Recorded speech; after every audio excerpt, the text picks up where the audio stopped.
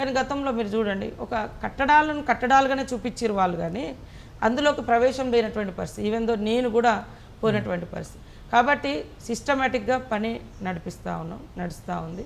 అందరూ సహకరించాల్సిన అవసరం కూడా ఉంది. అంటే అకాడమిక్ డిపార్ట్మెంట్ విషయంలో కూడా వెళ్దాము. అంటే 10 ఏళ్ళు మీరు ప్రజా ఉద్యమంలో ఉన్నారు, 15 ఏళ్ళు ప్రతిపక్షంలో ఉన్నారు మీరు.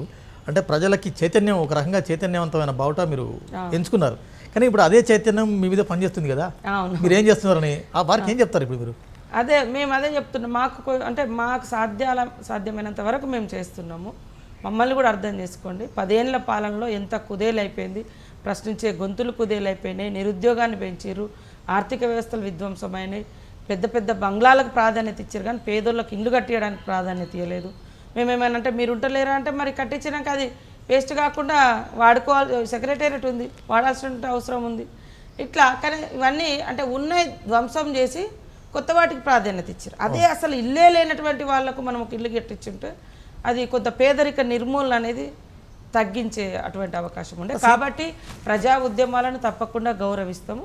వాళ్ళ విన్నపాలను కూడా మేము గౌరవంగా స్వీకరించి మా పనితనాన్ని కూడా మెరుగుపరచుకోవడం కోసం ఒక గొప్ప సూచనలుగా భావిస్తాం. రైట్. నేను ఈ ప్రశ్న చివరికి అడగాలి, కానీ ముందే అడుగుతున్నాను.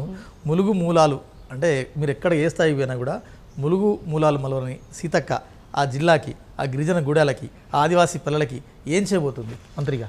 వాస్తవానికి మేము రాగానే చాలా ఊర్లలో మన ములుగు అనగానే లేదా ట్రైబల్ ఏరియా అనగానే ట్రాన్స్పోర్టేషన్ మేజర్ ఇష్యూ ఉంటుంది. రవాణా వ్యవస్థ, తర్వాత హెల్త్, తర్వాత ఎడ్యుకేషన్, ఆర్థిక వ్యవస్థ. ఈ 3 రంగాలలో ఫస్ట్ రోడ్డు వ్యవస్థను మేము మెరుగుపరచడం కోసం అటు సీఎం గారు కానీ, ఇటు మా బట్టి విక్రమార్క గారు డిప్యూటీ సీఎం గారు కానీ, నేను కానీ, మా SC ST development activities funds కావచ్చు, తర్వాత పంచాయతీరాజ్ నుంచి వచ్చేటువంటి ఫండ్స్ కావచ్చు, చాలా వరకు అక్కడ ఆ గ్రామీణ ప్రాంతాల్లో పెట్టడం జరిగింది. అడవి ప్రాంతం అంతా కూడా ఇది రోడ్ ట్రాన్స్పోర్టేషన్ మేజర్.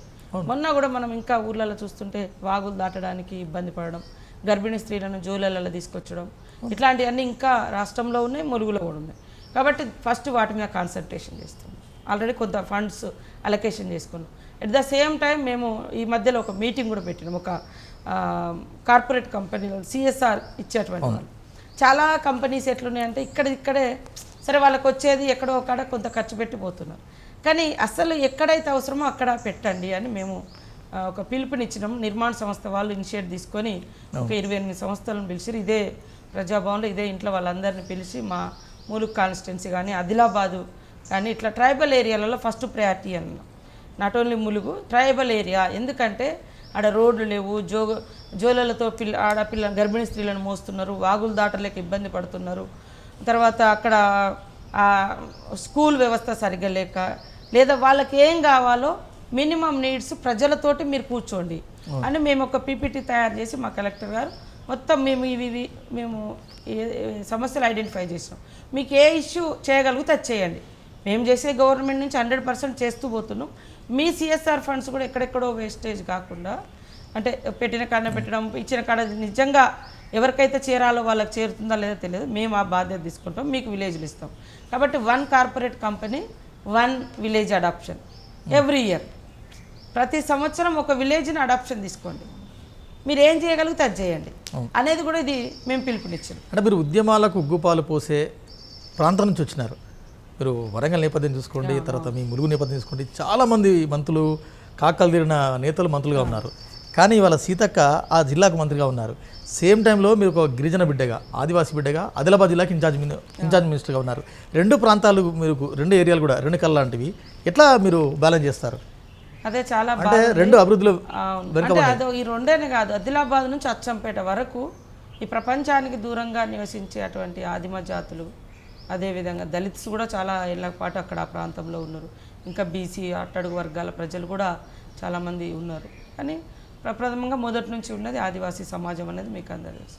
అంటే ఎన్ని రకాల చట్టాలు వచ్చినా, పథకాలు వచ్చినా జీవితాలలో పెద్దగా అనుకున్న స్థాయిలో మార్పు రాలేదు.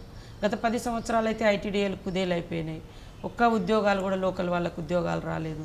317 జీవో తీసుకొచ్చి జీవో నెంబర్ 3 అక్కడ నుంచి మొత్తమే లేకుండా పోయింది. 317 జీవోలో చాలామంది బయట నుంచి వచ్చి అక్కడ ఉద్యోగాలు చేస్తారు, అంత కొత్త వాళ్ళు వస్తారు, వాళ్ళకు బడ్డరిగానే ఉంది.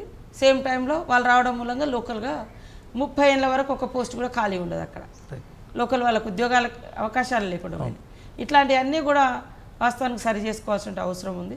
ఖచ్చితంగా ములుగు నేను పుట్టిన బిడ్డగా నాకు తెలిసినటువంటి ఆ ప్రాంతం అంతా కూడా తెలిసిన వ్యక్తిగా 3 సార్లు నన్ను వాళ్ళ ప్రతినిధిగా ఎన్నుకున్నారు కాబట్టి ప్రయారిటీ వారిగానే చేస్తూ ఉంటాం. సేమ్ టైంలో ఆదిలాబాద్ కూడా అత్యంత వెనుకబడ్డది, చాలా వెనుకబడ్డది. మన కంటే కూడా ఇంకా వెనుకబడ్డ గ్రామాలు ప్రజలు ఉన్నారు. వాళ్ళ మీద కూడా నాకు చాలా ప్రేమ ఉంది.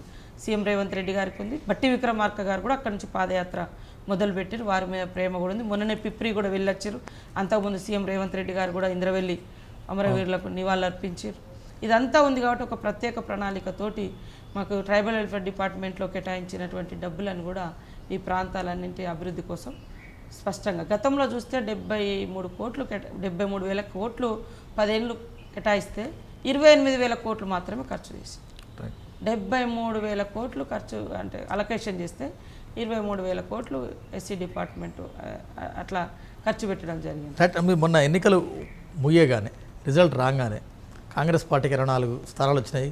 అమ్మయ్య మన కష్టానికి ఫలితం లభించింది. ఎందుకంటే రేవంత్ రెడ్డితో అడుగులు అడిగేస్తున్నారు. రాహుల్ గాంధీ జోడయాత్ర గాంధీ కుటుంబానికి కూడా సేమ్ టైంలో దగ్గరనే అన్నారు. నిజంగా కూడా 10-15 ఏళ్ళు మీ కష్టం వృధా పోలేదు అనుకున్నారా? తప్పకుండా. అంటే నా మీద చాలా ఆశలు ఉన్నాయి. అక్కడ రోజు తిరుగుతాను కానీ గవర్నమెంట్లో లేదు కదా అని. ఇప్పుడు అవన్నీ కూడా నెరవేర్చాల్సిన బాధ్యత ఉంది. కాబట్టి సంతోషము, ఒక అవకాశం వచ్చిందని సంతోషం.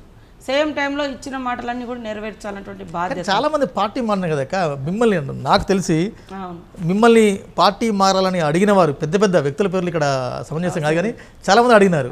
ఎందుకు అప్పుడు ఆ టైంలో డెఫినెట్గా నేను పోరాడతా, డెఫినెట్గా ఇదే మాట మీద ఉంటాను, ఎందుకున్నారు అట్లా?